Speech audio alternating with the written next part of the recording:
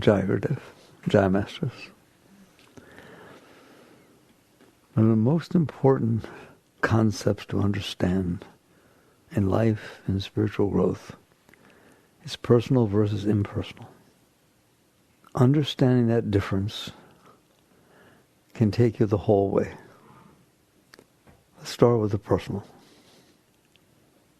If you have need, it's going to be personal. All needs are personal. Your bodily needs, your normal food, clothing, shelter, it's personal. It's about you. Your social needs, acceptance, is personal. It's about you. Everything that has association with need, any need, is personal. It's only about you. That's what personal, and I'll jump, what does impersonal mean? It's not about you. Doesn't mean you're not doing anything. Doesn't mean you're not living, interacting. Doesn't mean anything like that. It just means the motivation behind your actions is not personal. It's impersonal. Now, that may sound cold, but it's not cold. Cold is personal because it's only about you. I told you my favorite line in interpersonal relationships is someone's dating somebody, okay, and there's two lines I like the most. I thought you really liked this person. Y'all were dating, you went out many times. What happened? It just wasn't working for me anymore. I love that line. That is the epitome of the ignorance of the personal. In other words, you are not in a relationship with somebody else, in a relationship with you. And you are expecting to get something from the relationship for you. All right? And it's just not working for me anymore. So I'm going to try and find something that will work for me. What does that mean? It's so selfish, it's ridiculous. All right? It's about you. The thing was about you. The whole thing was about you. And now you're going to go and find something that will take care of your needs and so on. Don't worry, everybody does it. But we're supposed to be talking deeper around here. So that's one, okay? And the other one is just as revealing as when, a guy talks to a guy or a girl talks to her girlfriend and says, how you doing with so-and-so? You're a person you're dating. And they sit there and say, he's a work in process. I like that a real lot. Like, what does that mean? It means I'm in this for me, and I'm trying to train this person to be the way I need them to be so that I'm okay. I've succeeded a little bit. Seems like it's worth trying, but it's a work in process. Trouble is, it seems perfectly natural to us. We don't think anything about it. I'm talking about the personal life versus the impersonal life. So let's get down to why are we like that? Because we are like that. It's because we're not okay inside. We're not happy. We're not filled with love. We're not spontaneously inspired by everything we're doing. It tends to not be so much fun in there if you're left to your own. So I'm out here trying to do things, find things, create things, whatever I can do that will make me feel better inside. A relationship can do that. Money can do that. Vacations can do that. Respect from other people can do that, right? You walk in a room and everybody gets quiet, bows their head a little bit, whoa, or claps, Like, there are things that make you feel better inside, aren't there? Okay. That means you don't feel well inside. So the things that make you feel better inside is because you're not feeling good inside. So this makes you better. So the personal life is about finding the things that make you feel better, but there are also things that make you feel worse, aren't there? Lots of them. It doesn't take much. Somebody to say hello, somebody gives you a little look that you don't know what it means, body language, oh, that'll do it for sure. In other words, there's tons of things. It rains on a day you want to go camping, somebody beeps their horn at you when you weren't doing anything. It doesn't take much, does it? We're very sensitive creatures about this personal stuff. So what the personal life says is I'm not okay, and I've devoted my entire life to trying to figure out what will make me feel better and make them happen, what will make me feel worse and have them not happen. I just think that right there is you could take all the sociology books and psychology books and throw them away, because there it is. I'm not okay inside, And there are things that make me feel better. How do you know? Because I've had them. I've experienced things that make me feel better. If you have never experienced what makes you feel better, you can get depressed. All right, so I don't want that to happen to you. But some things happen in your life that made you feel better. You got the toy you wanted. Your parents complimented you. You wanted a prize. Somebody said they love you. That makes you feel better. I love you so much. Not if it's a stalker. You don't need that. It's so conditional. It's unbelievable. It has to be exactly what you want, and then it happens, and you feel better. No question. And if it doesn't happen, you don't feel good. And if what you don't want to happen happens, you feel worse. And there it is. That's it. Throw it all away. You want to know what makes a human being tick? There. Right? But the fact is, we all have different things that make us feel better and different things that make us feel worse. So it's not necessarily true that just because you want something or don't want something, that means everybody else wants that and doesn't want that. It's deeper than that. The truth of the matter is, everybody's different. Why? I go through it in great depth in a new book, Living Untethered, but we can do it very, very quickly. Why? Why is everybody different with what they want and what they don't want? Because you are the sum of your learned experiences. You know what you want because you've had experience that felt good. If you didn't have that experience, you wouldn't say you wanted it. I don't care if you saw it in a movie, read it in a book, somebody told you about it. It's an experience. That's an experience. And it made you think, if I go to Hawaii, that's going to be amazing. But she thinks if I go to Alaska, that's going to be amazing. Because you both saw different movies. Or you had different friends that came back and told you different things. So you're programmed by your past experiences. Obviously. What else would you be programmed by? Okay, you say, well, I have my own thoughts. Those are based on your past experiences. There's nothing novel going on in there. You're kind of mixing stuff up, little flavors of the same thing you've already experienced. So that's where you and everybody else gets their likes and dislikes. And now that's personal. Those were your personal experiences. I like to tell you this because nobody thinks about this. But they all shake their head yes when I say it. Do you understand that no one that ever lived or ever will has had the sequence of experience that you've had in your life? No one. Right now, you are having a different experience from everybody else in this room. You're looking at a different angle. You're hearing the air conditioner. You're not. You have stuff going on in your mind. That's all based on what you brought in with you, which is totally different than everybody else's. Therefore, you're hearing me slightly different. You like it, you don't like it. You are literally having a different experience. The next moment, you're having a different one. No one's having it. When you go outside, some people stayed inside. Every moment of your life, you're having an experience. Nobody has ever had that sequence of experiences. And they'll never happen again. Wow. Some people like to say, I like to feel unique. You are unique. That's about as unique as it gets. You're not just unique now amongst people, you're unique throughout time and space forever. You have a private showing. The problem is that when it comes in, some of them felt good and some of them felt bad. And then you stored that and you let it program your mind to saying, I need to get the ones that feel good again. And I need to stay away from the ones that felt bad. And this is wind up the toy, and you can predict everybody's behavior if you understand what's going on in there. If you program a computer with all the experience you've had, it'll be like you. It'll like what you like. There's a dating game for you. The trouble is all the dating games ask is, what do you think you want? And the other person says what they think they want. That's just right now. That's right now what you want. You didn't want that 5 days ago. You didn't want it when you were 12. You didn't want it 5 years ago. So you're sitting there filling out a form that keeps changing. No wonder people don't get along so well. Not all relationships last a long time, do they? All right. So basically, that's the personal life. I've just discussed the personal life. What is it? I'm not okay inside. I've had experiences that make me feel better and worse. Therefore, I want to have them again or not have them. And that's what I'm doing. It's personal. I'm trying to make the moment in front of me unfold the way I want it to and not unfold the way I don't want it to. That is 100% personal. Has nothing to do with anybody else. Okay, what's the impersonal life? Whoa, that's a lot deeper to understand. Let's just go to the extreme. Let's start with how it's easy to live the impersonal life. It's easy to live the impersonal life if you're okay inside. If you're whole, complete, you feel love, you feel complete joy all the time, you feel enthusiasm for everything you do, you just can't wait to do it. I get to do the dishes, oh boy. I get to take the kids to soccer, oh boy, I get to go to work. I work on an assembly line, do the same thing every single day. It's so exciting. I try to do it better every day for 20 years. Whoa, you're in good shape. What if you were like that? Now you don't need anything. They have basic functional needs for the body, but they're pretty basic. But you don't need anything. And therefore, every moment that unfolds in front of you is fun. That's the impersonal life. There is no reason to be doing it for yourself. You're already whole. You're already full. You're already complete.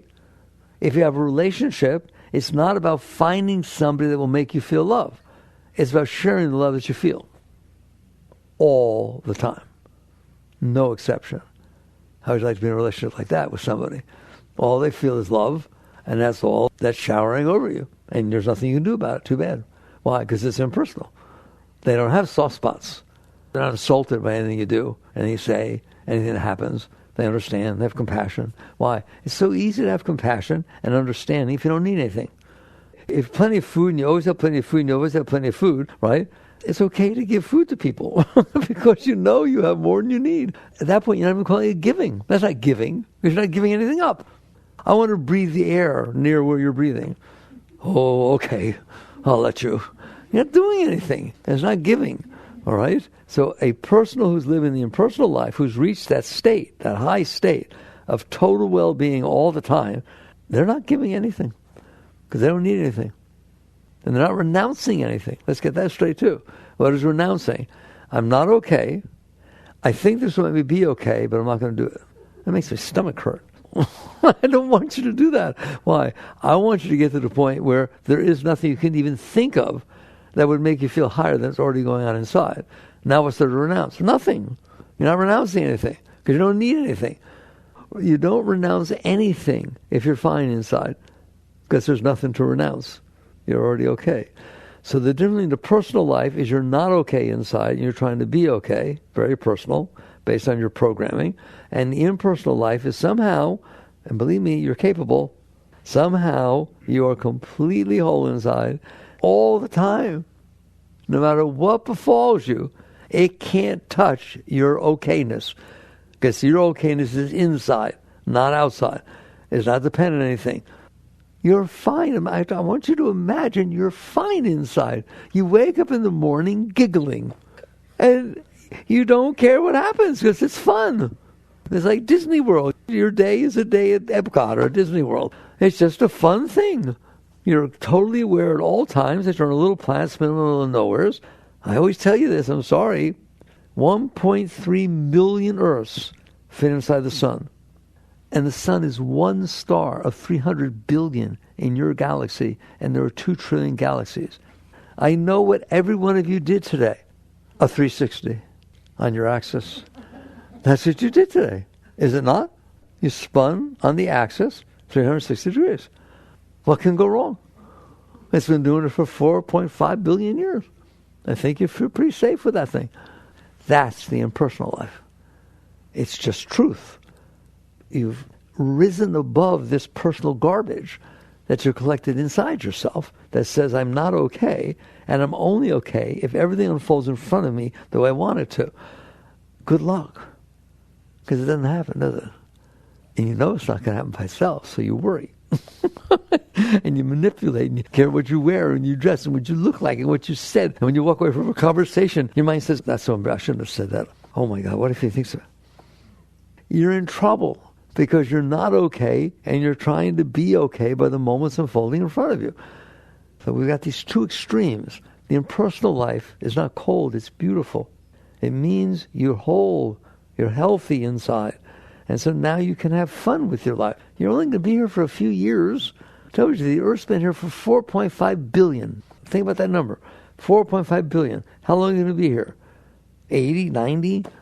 And then what? You're not here. Then nothing you did made any difference. I don't care what you think. No building you built, no family you had. I don't care what they tell you.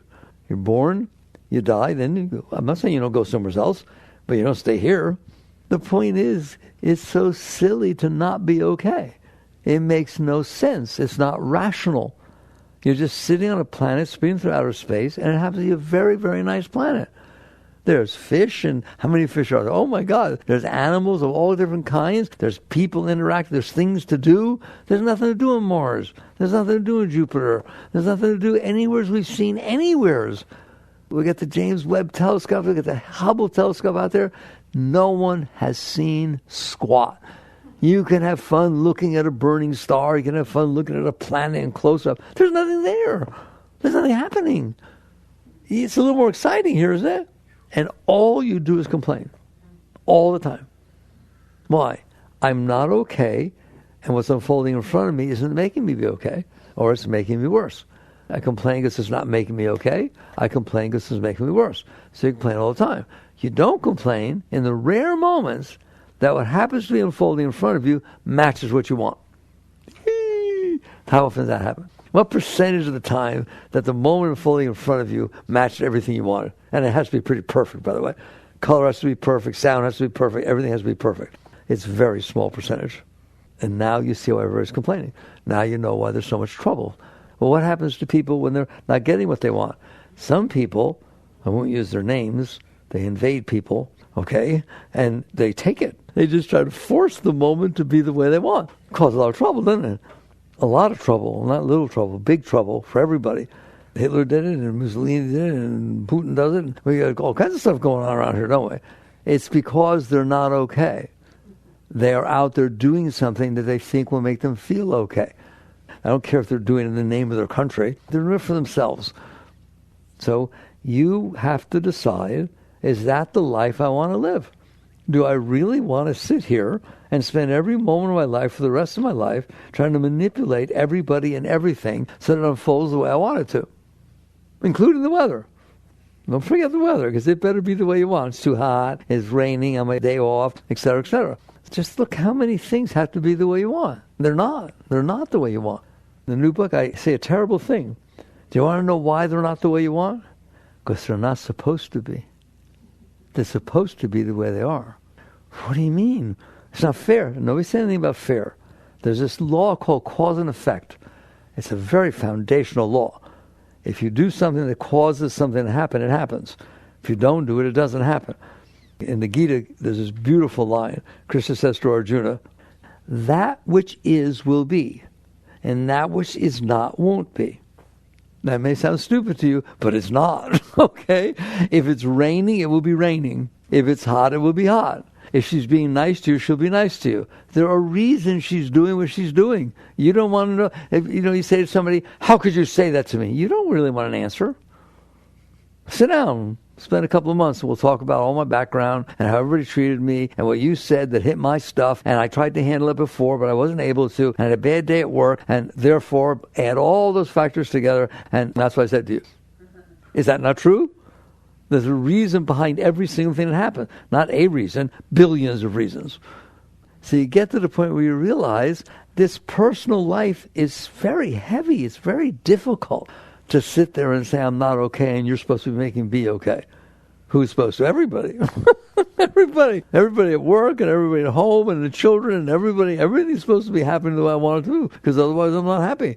Okay, eventually you wake up and you realize the problem is not the way the outside is unfolding.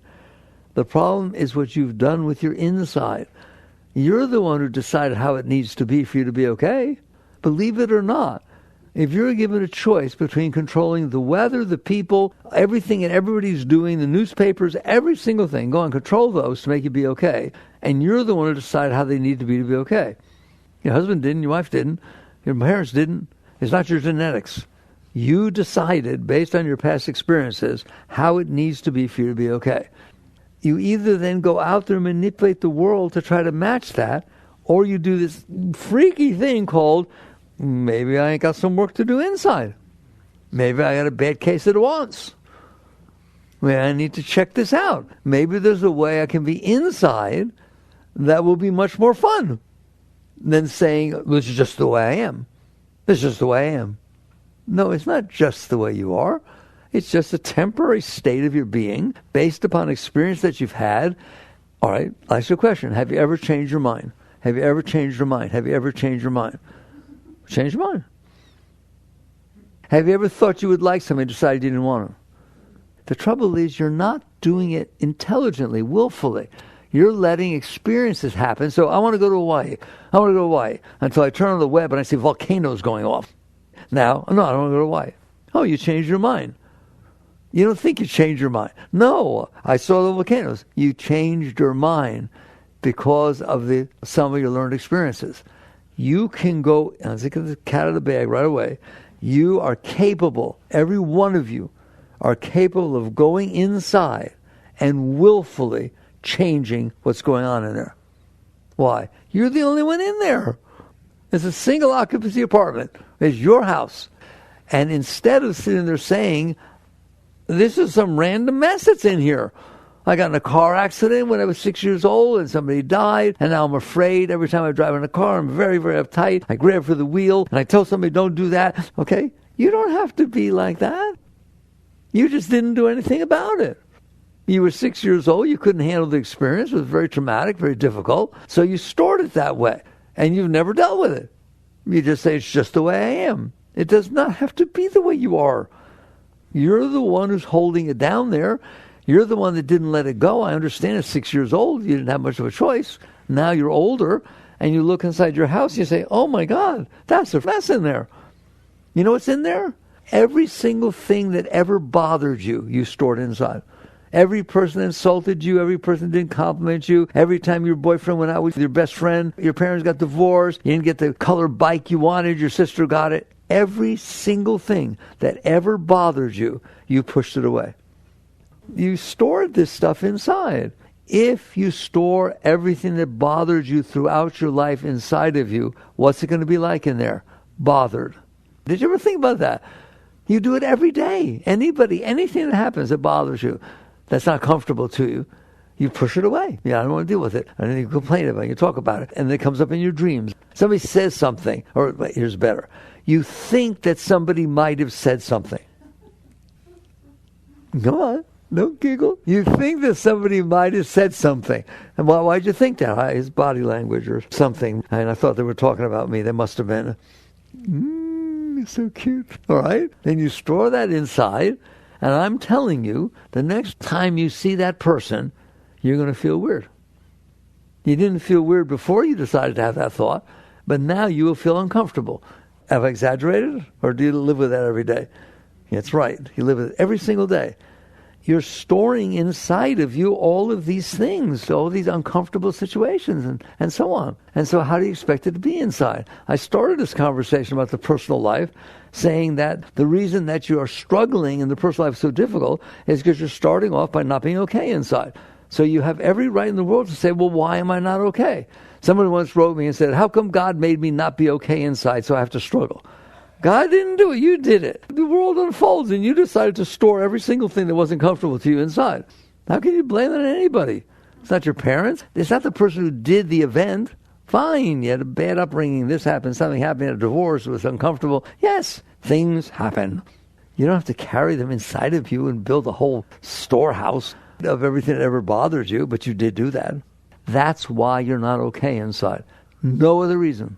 You blame anyone you want. They did the event. You kept it in there. You have things inside of you from 20 years ago that still bother you, that aren't happening anymore. In fact, they haven't happened for 20 years. Whose fault is that? Don't you dare tell me it's the person who did it, because they ain't been around for 20 years. They've been dead.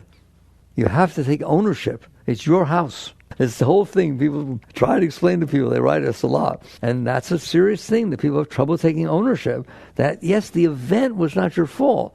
There's nothing to be ashamed of or scared. It's not spiritual. Whatever it is, not everything is comfortable, right? There's yin and yang. The world is just a happening place. And sometimes it happens to not feel good. The question is, what do you do about it? The event actually happened. You can't make the event not have happened. All you can do is process it or not process it. How are you going to handle it? And the way we do instinctually is we suppress it. I don't want to feel this. I don't want to think about it. I love people who say some bad experience, very bad experience happens to them in a short period. They say, no, I don't want to talk about it. I'm finished with it. I'm done with that. If you're done with it, why don't you want to talk about it? Because it bothers me. I told you, I'm done with it. Why would I want to be bothered? Because you're not done with it. If it bothers you, you're not done with it. You know, you're done with a lot of things. The white lines in the road, you're done with those. You drive by them all day. They don't bother you one iota. Remember that when you drove by at mile 1603? No. Why? Because you processed it. It went right through. You drive by trees. You drive by other cars. And they just come in and they go through. What if everything did that? Oh my God. What do you mean? What if everything did that? What if you're in a relationship with somebody and they come home and they had a hard day at work? And how they act? Like they had a hard day at work. Is that okay with you? It can't not be because it's like the rain or like the trees or like the wind. It's reality. Fair enough? It's what happened. If you can't handle what happened, you're in trouble because it happened. And so now I'm not going to talk to you for a week. Go sleep on the couch.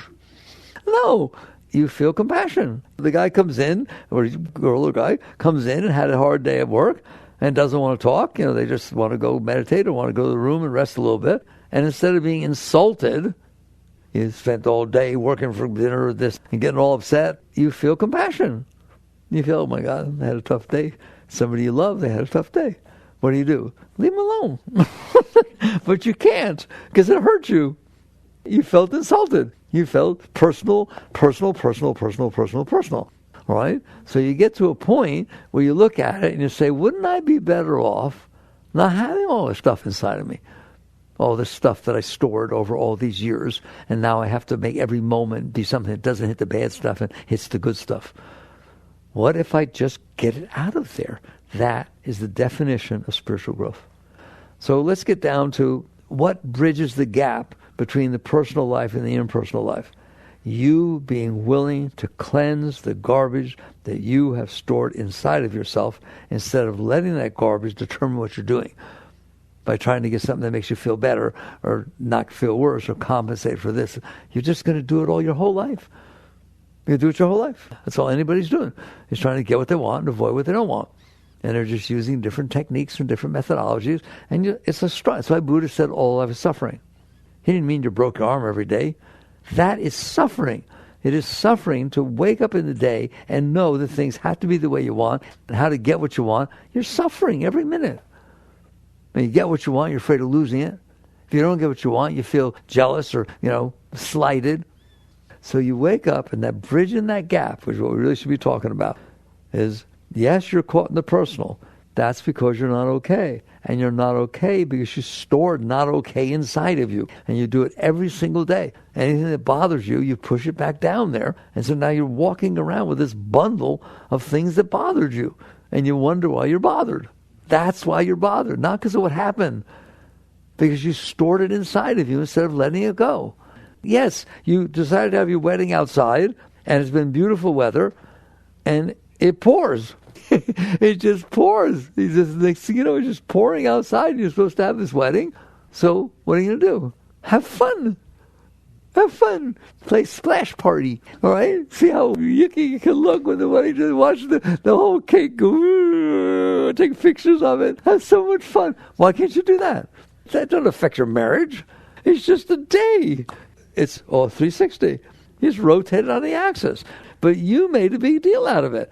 But it's only one day. It's the most important. There's no most important day in your life. Every single day is exactly the same. You're sitting on a little tiny planet spinning through outer space, and that's all that's happening. You're doing the mess. The events are not doing a mess.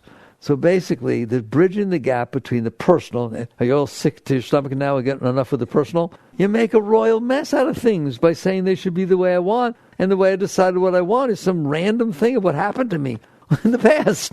All right? And what I don't want is, oh no, I don't want to do that. No, I'm not going to Texas. Why? All my exes live in Texas. You want to see personal? Listen to country music. They get right, a perfect example, they get right down to it. All right, there's personal. I already said to you impersonal, right? Not that. You're whole, you're complete, you're having fun, you're excited, you're not struggling at all, ever. Whoa! But you're not living your life. You're going to work, you're getting married. Why would you get married? Because it's fun to share love. You meet somebody and you're sharing love with them and get married. Have a kid, don't have a kid. It doesn't matter. So you wake up and you realize the problem is not the world. The world has been here, Earth 4.5 billion. As far as we can tell, this phase of the universe, who knows if there were things before or after at the same time, they don't know.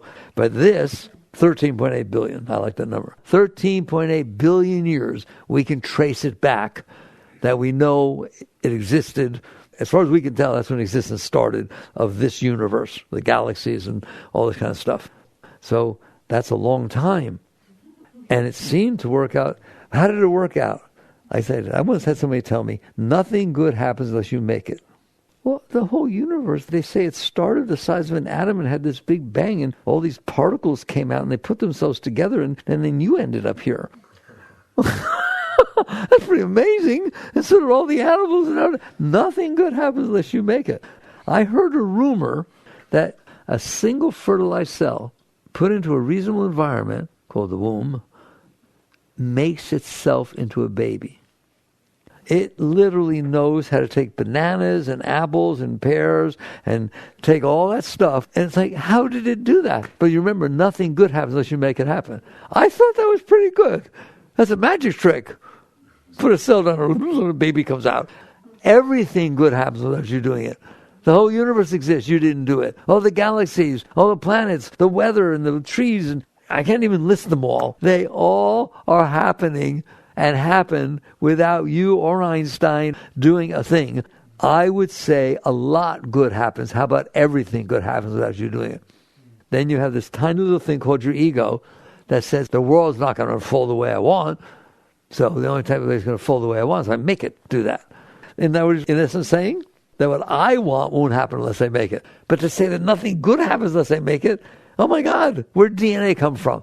You all are so brilliant. You did the whole genome study. Who made the genome? And I couldn't care less if you want to say God or scientific evolution of how everything unfolded. When electromagnetic forces put themselves together into atoms, and then this sound the same to me. God, science, they sound exactly the same to me. In essence, what they are is not me. I didn't do it. I guarantee you, I did not make DNA. Okay? But it got made, didn't it? If I asked you to write me a paper, how DNA got made, not what are the genes, or they had to figure all that. It took them a long time, computers, every single thing. What made that? Where did it come from? There was nothing before the Big Bang. And science can trace this all the way through. Oh my God. Well, I think that's more good than anything you get the way you want. That's so personal, it's ridiculous. So you get to the point where you wake up. Your life is a waste to sit there and say, I'm only okay if I get what I want. Why are you not okay with what is? Why are you not okay to blown away that it even exists, that your body exists? It's hard not to talk about it. It's just ridiculous. 25 trillion living cells make up your body. 25 trillion, that's a really big number. And they talk to each other all day and night. And they work together. And they get together to make a liver. And they all agree, okay, we'll do it this way, those guys. And they make a muscle, and they get together. And they say, okay, when I expand, you contract. Otherwise, the muscle rips. You're not doing that, okay? But I think your body's pretty important, don't you? Okay, I would say it's pretty good. I'm speechless. It's hard to talk. How can we be so stupid that we think that the only good that happens is what means what I want, that you just made up inside your head? So you get to the point where you sit there and say, that's silly to live like that. Of course I'm not going to be okay. It's not going to unfold the way I want. It's not supposed to. It's supposed to unfold the way it is. All the forces. Why did it rain on my birthday? It didn't rain because it was your birthday. It rained because there was a high weather zone over in Spain that came over, and the wind blew thing, and it came down here, and it came and mixed with the lows and the highs, and it rained. That's why it rained. It didn't know it was your birthday. It had nothing to do with your birthday. But look how personal you take it. Isn't that amazing? That's your personal life. So instead of enjoying, wow, there's this thing called rain. If it wasn't there, I wouldn't have food. Okay? Who cares about your stupid birthday? Well, that's just amazing that we can think like that, isn't it? It's embarrassing. We're supposed to be the highest species on the planet. We're nuts. We're just so caught in the personal. So now let's make believe that we communicated. And you understand, it makes me suffer. That's what Buddha meant. It makes me suffer to have to get what I want. What are the Four Noble Truths of Buddha? All life is suffering. Now you understand, the cause of suffering is preference. The cause of suffering is desire. What does that mean? What's a desire or a preference? There's a way I want things to be. There's a way I want things to be. What the Buddha said to you is, okay, go suffer. If there's a way you want them to be, suffer. Why? Because they're not going to be that way. They'll be that way once in a while. But you're going to have to struggle. Was he right? I'm not saying you should buy into it. It doesn't mean how to get rid of desires. That's your business. But do you understand that if you didn't have preferences, and you are okay with the unfolding of the moments in front of you, you're okay. You're not suffering. So it's very deep. And then the third noble truth was how to end suffering and desire. Stop doing that. And then the Eightfold Path is how to do that. But we have a much simpler thing. Now you understand personal versus impersonal. Don't doubt that you can reach the impersonal. And that the impersonal is about, if I get this garbage out of here, I can enjoy life. I don't have to have a way I want it to be. I can enjoy the way it is. Now, that doesn't mean you don't interact with it. That doesn't mean you don't raise it. It doesn't mean just because, here, there's a car accident. It happened. There's some people bleeding. I'm driving by. I accept that there was a car accident. I see that there are people bleeding. There, I'm fine. I'm fine. It doesn't mean I don't help. It doesn't mean that I don't interact with the moment in front of me. I just don't interact with the moment in front of me to make me be okay. God, it's the deepest thing. Right now, I'm interacting with the moment in front of me to make it be the way I want. So I can't handle blood. I'm not going to stop at the accident. If you're clean, you're not doing anything because of that. You're there. You happen to be driving by. There's an accident. And you see whether you can help. It's not a desire. I'm going to talk about the deepest thing I could ever talk about. It's not a desire. You know, help because I'm desirous. Oh boy, I'll get my name in the paper. Okay? And it's not fearful. It's not out of desire or fear. Then why did you stop? Because I'm clean, you cannot give me a single reason that I wouldn't stop. The only reason I wouldn't stop is if I have a problem. There's a baby fell down. You can pick it up? Of course you pick it up. Why would you not pick it up? Well, because my baby died and I know she has one. Or I'm afraid if I pick it up, I'll get sued. Personal, personal, personal, personal. If you're not personal, it's obvious what you're supposed to be doing. You serve. You help for no reason. Just because it's natural. We call it the Dharma. It's dharmic. Like I studied carefully in the English language. There really is no translation for the word dharmic. There's no word that carries what is meant by dharmic. It means what I just told you. You're not there. There's nothing personal. But there's a moment unfolding in front of you. All the forces in creation from the beginning of time ended up putting that moment in front of you. You're not judging it. You're not afraid of it. You're not desirous of it. You're clean. Now, how will you act? I will act in accordance to what is being called from me to serve the moment in front of me. For no reason, without any thought of reward, nothing to get back. That's what Dharma means. I sometimes define it as that which you'd be doing if you weren't there. If the personal wasn't there, you're not acting. You're not there in your name. You're just there. And great things happen. That's the highest you can interact from. That is so clean. There's no karma. There's no karma. There's no karma in that action. You're not doing it because of your past. You're not doing it because of anything personal inside of you. Therefore, your action is pure. Does that mean it will work out? No, it doesn't mean anything. It just means your action is pure and you do your best to serve the moment in front of you without thought of reward or fear. You're just being. You're just there. And it will call upon you. And eventually you get to the point where every moment is clear as a bell of what you're supposed to be doing, which is nothing. Not supposed to be doing anything, but it doesn't mean that doing doesn't happen. That's the Tao. Now we're getting down to Lao Tzu. This is deep stuff. The Tao is about that. It's about there's nothing personal happening. It's just there. The moment's there. You're there. And they have a relationship with each other that's none of your business. And that action is pure. And there's no karma in that action. And it doesn't matter what happens. You didn't do it because of the result. You did it because it was the right thing to do. How about that? It's the right thing to do. There's somebody hitting somebody over there. You're not some big muscle person, but there's somebody literally hurting and hitting somebody over there. Are you just going to walk away? You can't. You can't. It wouldn't let you. Okay? There's no personal involved. You're just acting out of purity because the moment in front of you is calling upon you to interact with it. And then the next one does, and the next one does. Can you imagine living like that? That's the impersonal life. That's the Tao. That's the Dharma. How do you get there? By letting go of the personal, not renouncing, by realizing the reason you have preferences is because you stored all this stuff in there. That's what determined all your preferences, is what you stored inside. So you don't get rid of preferences. You get rid of the cause of preferences. I don't want you renouncing preferences. If you have a preference, look at it, you see it. Why is it there? Why do I prefer this over that? Why do I get upset when this happens? And you'll see, because I got stuff in here. If you let go of the stuff, the preferences fall off. And it's okay. Everybody says, yeah, but I have fun with my preferences. Of course you do if you get what you want. You don't when you don't get what you want. How about the feeling you feel when you get what you want? When you get rid of your preferences is going on all the time inside of you. There's this rush of energy that comes up inside of you, pours through your entire system all the time. You're just feeling all this joy, uplifting, until you decide, no, I don't want to feel that joy anymore because of what you said to me. And then one day, it'll take you a while, you'll say, that's stupid. Why would I give up the joy, my joy, because of what you said or what you did? No, I won't. I will not. And so you let go of that tendency of personal and then interact. And it's clean. So basically, that's the bridge between the personal and impersonal, is you've collected these things from your past that made you feel better, whatever it is, and you said the world needs to be like that all the time in front of me, always the way I want it to be and never the way I don't want it to be. You lose. Have you noticed yet?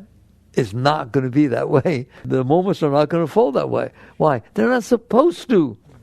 They're tied to every other moment through time and space. They're the result of the cause and effect of all the moments that ever were. So you then come in here with your little mind and say, no, it should be the way I want. I'm going to fly you over to Paris where you've never been and you don't speak the language and you're hungry. And now I'm going to put you into a restaurant.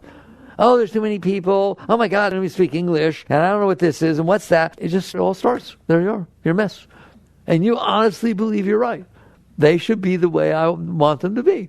People should speak English. Come on, it's a universal language. Used to call it the ugly American, remember? That's how Americans used to travel. You're all supposed to take care of me. Why would I come here if you don't speak English? I don't speak French. I don't speak Italian. Wow, there it is. The personal being, right? The impersonal being is like, wow, I'm in Paris. Wow, they don't speak English. That's so neat. I can say anything I want. They don't know what I'm saying. And I don't know what they're saying. They're insulting me and dissing me, and I don't know. I don't care. Why would I care? You can have fun, all right? So how do you bridge that gap? You learn to, on a daily basis, not all at once. It's not going to happen all at once. You just commit yourself to saying, I want to go from this problematic, struggling, suffering life of fear and anxiety and need into a higher life. That's all about feeling love all the time and being free. How do I do that? Free yourself. What do you mean?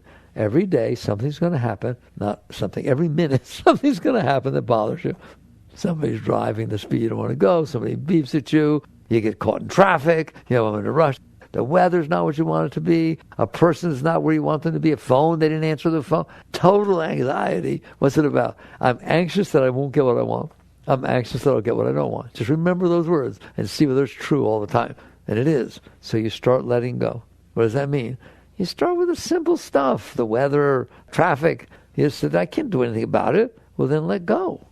Don't give in to these patterns that you've built inside yourself. And just relax. My whole teaching is relax and release. Just relax in the face of the discomfort. That gives it room to pass through. You stored it in there, now you're going to store it in there again? No, you can handle sitting there while the train goes by. Have fun, count the cars, be like a little kid. But don't sit there and let it eat your guts out. Oh my God, I'm going to be late. You're going to be late anyways. So you either can be late but be happy and be healthy, or you can be late and be destroyed. It's your choice. And so you decide to work on yourself. And that's spirituality. That is the work of your spirituality. You liberate. That's called liberating yourself, freeing yourself. Not from the world, not from evil. You're freeing yourself from yourself. That part you can do, all right? And as you let go of that, you're going to find out you get higher. Why would you not? You just let go of the burden that you're carrying inside yourself. What's the burden? You. And so you just keep letting go, and you're going to get higher and higher, and the bigger stuff's going to come up, and you'll struggle with it. Sure, you should. You struggle with your relationship. You struggle with your money. You struggle with everything else. This is worth struggling. Anything you let go within yourself, the energy you feel as a result stays. It stays. This is what it means to do something meaningful with your life. Okay, so that's the essence of the personal versus the impersonal life. I hope I've been clear. The impersonal life is not cold. It's beautiful. It's beautiful. There's no problems, but you're still serving. You're still helping. You're really serving and helping, and you make a big difference in this world. All right, work on these things. Jai Gurudev.